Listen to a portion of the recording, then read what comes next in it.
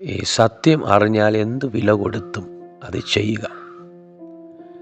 നിങ്ങളിപ്പോൾ ഈ സയാമസ് ഇരട്ടകൾ എടുക്കുന്ന സ്നാനം നിങ്ങൾ കണ്ടുകൊണ്ടിരിക്കുകയാണ്. അവരെന്ത് വില കൊടുത്താണെന്നറിയാമോ അവരത് സ്വീകരിക്കുന്നത്? അവർക്ക് ശാരീരികമായ ഒത്തിരി പരിധികളുണ്ടായിട്ട് പോലും മാത്രമല്ല മാനസികമായിട്ടുള്ള തീരുമാനങ്ങളും വേണം. കാരണം അവർ ഒരുമിച്ചിരിക്കുക.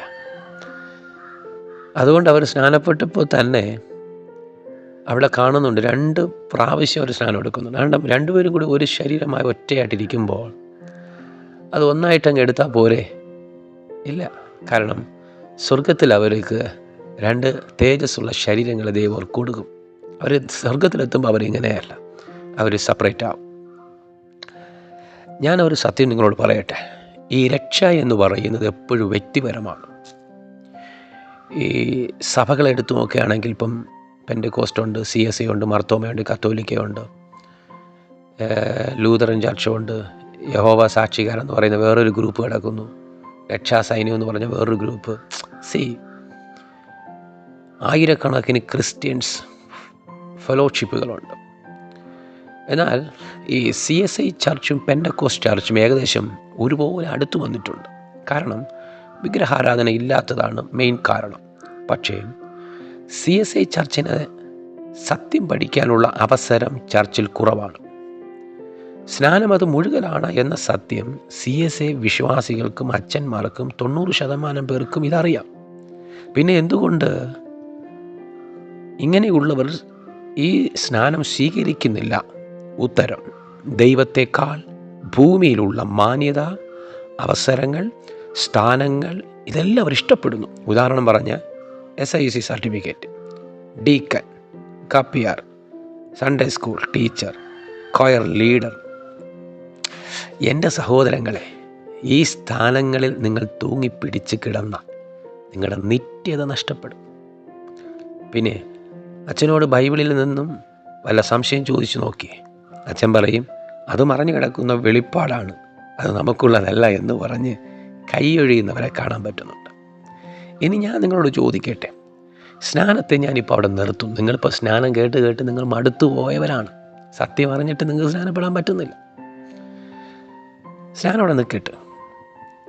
പക്ഷേ പരിശുദ്ധാത്മാവിനെ പ്രാപിക്കണ്ടേ? ദൈവത്തോട് സംസാരിക്കുന്ന അന്യഭാഷ വേണ്ടേ?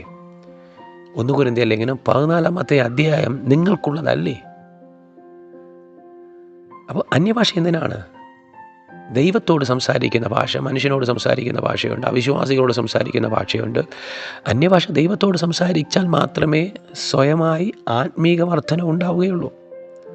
എന്തുകൊണ്ട് നിങ്ങൾക്കിത് കഴിയുന്നില്ല? നിങ്ങൾ സത്യം അന്വേഷിക്കുന്നില്ല. സത്യം നിങ്ങൾ അന്വേഷിച്ചാൽ നിങ്ങളത് കണ്ടെത്തും. കത്തോലിക്കക്കാരെ സംബന്ധിച്ചിടത്തോളം വലിയ പ്രയാസമാണ് ഈ സത്യത്തിലേക്ക് വരാൻ. കാരണം അവർ ക്രിസ്തു എന്ന ഏക മധ്യസ്ഥനിലേക്ക് വരണമെങ്കിൽ അവർ മറിയെ ഉപേക്ഷിക്കണം, അവർ വിഗ്രഹാരാധന ഉപേക്ഷിക്കണം, അവർ മരിച്ചുപോയ വിശ്രമിക്കുന്ന അപ്പോസ്തലന്മാരെ, വിശുദ്ധന്മാരെ അവർ ഉപേക്ഷിക്കണം. പിന്നെ അവരുടെ കുറേ ചടങ്ങുകളുണ്ടല്ലോ, ഇതെല്ലാം ഉപേക്ഷിച്ചാലേ അവർക്ക് ഈ ക്രിസ്തുവിനെ കാണാൻ പറ്റുകയുള്ളൂ. അതുകൊണ്ട് അവരുടെ കാര്യം എനിക്കറിയത്തില്ല, കത്തോലിക്കക്കാരുടെ കാര്യം. അവരുടെ മാർപ്പാപ്പ ബെൻസിലും വലിയ വലിയ വില കൂടിയ വണ്ടികളിലൊക്കെ വന്ന് അവരെ കൈവൃത്തി അതിനകത്തിരുന്ന് അനുഗ്രഹിക്കുന്നു. ഇതൊക്കെ അവർക്കിഷ്ടം. ക്രിസ്ത്യാനിറ്റി എന്ന് പറയുന്നത് ഒരു മതമാണ്, റിലീജിയൻ. ഒരു ക്രിസ്ത്യാനിറ്റി എന്ന് പറയുന്നൊരു മതമാണ്. അത് ദൈവമക്കളെ സ്വർഗത്തിലേക്ക് കൊണ്ടുപോകാതിരിക്കാൻ വേണ്ടി പിശാച് അടുപ്പിച്ചിൽപ്പിച്ച ഒരു പേരാണ്. നമ്മൾ ആരാണ്? യേശു ആരാണ്? യേശു പെൻറ്റക്കോസ്റ്റുകാരനാണോ? യേശു കത്തോലിക്കാരനാണോ? യേശു മർത്തോമക്കാരനാണോ? യേശു CSIക്കാരനാണോ? യേശു രക്ഷാസൈന്യമാണോ? യേശു നാമക്കാരനാണോ? ഇല്ല. യേശു ദൈവമാണ്. യേശു ദൈവമാണെങ്കിൽ, യേശു പിതാവാണെങ്കിൽ നമ്മളെല്ലാം അവൻ്റെ മക്കളാണ്. ഓക്കെ? അതുകൊണ്ട് സമയമില്ല സഹോദരങ്ങളെ. സ്നാനം അത് മുഴുകലാണ്. അത് വിശ്വസിക്കുന്നവർ എടുക്കേണ്ടതാണ്.